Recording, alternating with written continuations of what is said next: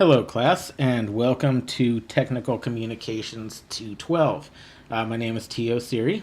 I'm lucky to be your instructor for this semester. I promise that it will be a vibrant and will be an interesting class. I know that technical communications doesn't really sound like the most exciting thing in the world, and I'm sure you're not really looking forward to it, but I promise you that it's going to be pretty vibrant, and I promise to be as clear with my instructions as I possibly can be.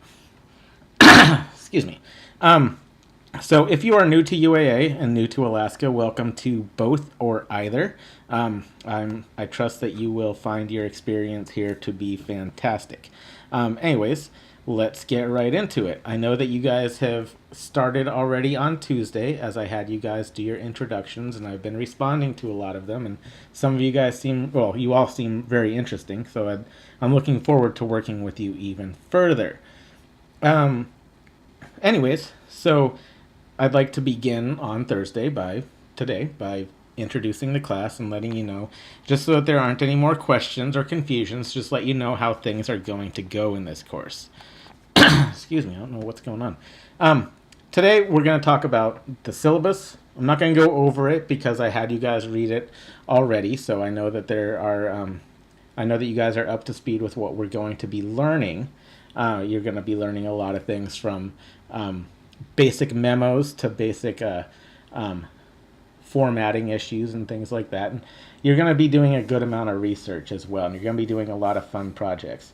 Also, you've read the final assignments, the business plan and the feasibility report. Also, by the way, well, actually, I'll mention that later. Then I'm going to go into the progymnosmata. I'm going to explain what that is in a little bit. It sounds like a big, scary word. It's actually Greek. But I'll explain what that is and what I'm requiring of you.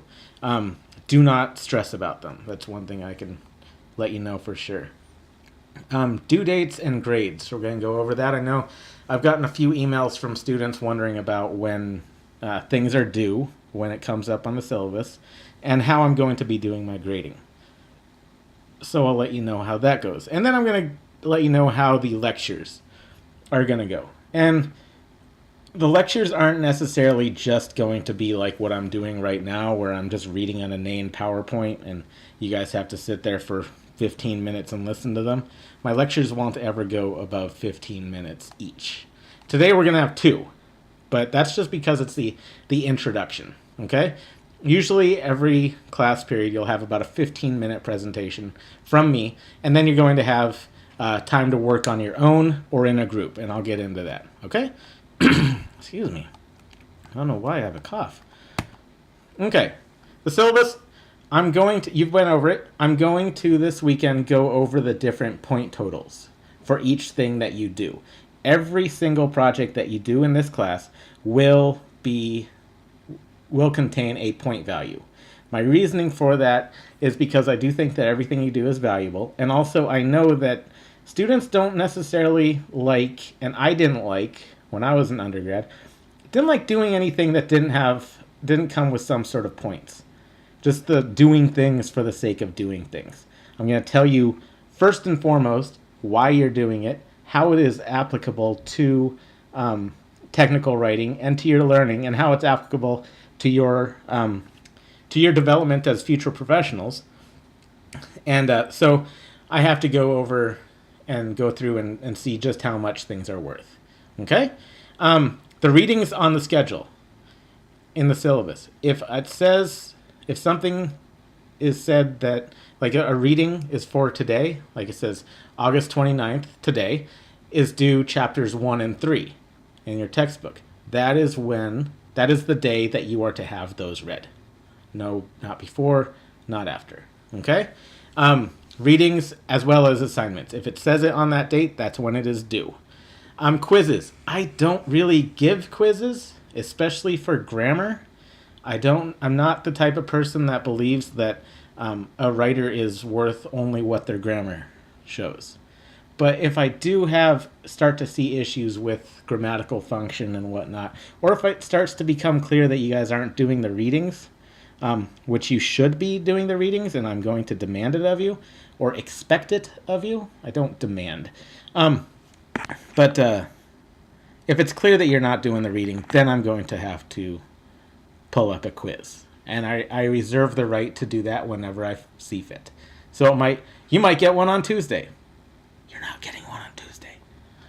You might get one, but I reserve the right to give one if I want to. But if I see fit, not if I want to. I'm not that mean. And you will have group work, okay? And group work will be done through Blackboard in a way that or Blackboard, or through a project called Illuminate Live, or a program called Illuminate Live. That way I can see who's doing what. Group work, the way I do it, and the way I've always done it, and the way I believe it should be done, is graded largely individually. So if you're in a group and your group turns in A work, like fantastic, perfect work, which all technical writing should be, but it's very clear that you didn't do anything, and I can see that. You don't need to email me saying this guy is not working. I can see who's not working. So if it's very clear that you're not doing the work, then you're not going to get the credit. Okay? That's only fair to the rest of the group. Okay? But Teddy Roosevelt said that one of the most important things that you can learn to do in this life is to learn to work with others. And we are going to treat this work at this class as though it's a professional environment, as though we are communicating as professionals. And in doing so, we have to learn how to collaborate. So I know you guys don't like group work. It's frustrating a lot of times, but you have to learn to do it correctly. All right? Okay, you've read the final projects. You know what they're all about. You have the choice between a business plan or a feasibility study. Both of them, you see a potential problem. Potential problem or opportunity. Feasibility study, there's something wrong or something that needs to be fixed. And you have to propose, you have to prove that there's a problem. You have to prove that it's worth our attention and our money. How we're going to fix it, you're going to propose several different possible solutions, and you're going to pick the best one. And you're going to prove why it's the best one. And then you're going to say, how much is it going to cost? Is it worth it? You're going to have to prove that it's worth it. Because if it's not worth it, then don't do it. Sometimes, though, a feasibility study does not necessarily mean that there can be, that something can be done. For example, one feasibility study that's been done several times, believe it or not, here at UAA, there's been a feasibility study. Actually, I'm going to give two examples. One is for a law school here in Anchorage, here at UAA. They've been proposing if we should get a law school. All of our lawyers are coming from the outside. We need a homegrown lawyer system. They've proven that the feasibility studies came in and proved that, you know what, it's really not feasible. The other one that UAA has done several times, believe it or not, is whether or not we should get a football team, a UAA football team. And this was not advertised. This was announced in the Northern Light not too long ago. It's not feasible according to the feasibility study. Might not be feasible now. There's going to be another one later. Maybe it'll be feasible in the end. I'll be honest, that doesn't look like it's too probable. Okay? Business plan, you're trying to get a loan from a bank. You're going to have to show that Anchorage could support and should support this particular type of business. How is it profitable for the life of the loan? And the details. How are you going to maintain profit? How are you going to develop your business in order to continue profitability? All right, the progymnosmata. I'm going to go over this really briefly, but it's actually a really big thing. I firmly believe in using I believe in the foundations of rhetoric, the art and style of proper argument and communications. To a large degree, I believe in using the rhetorical styles and teachings of the ancient rhetors, Aristotle, Quintilian, Cicero, Plato, all of those old dead people. Using what they taught us and applying it to today's rhetorical and professional and educational world. One of the things that they taught, particularly a man named Quintilian and another one, Aptonius, they developed what's called the progymnosmata, which was a system of 14 different exercises that were used to develop a student's rhetorical skills.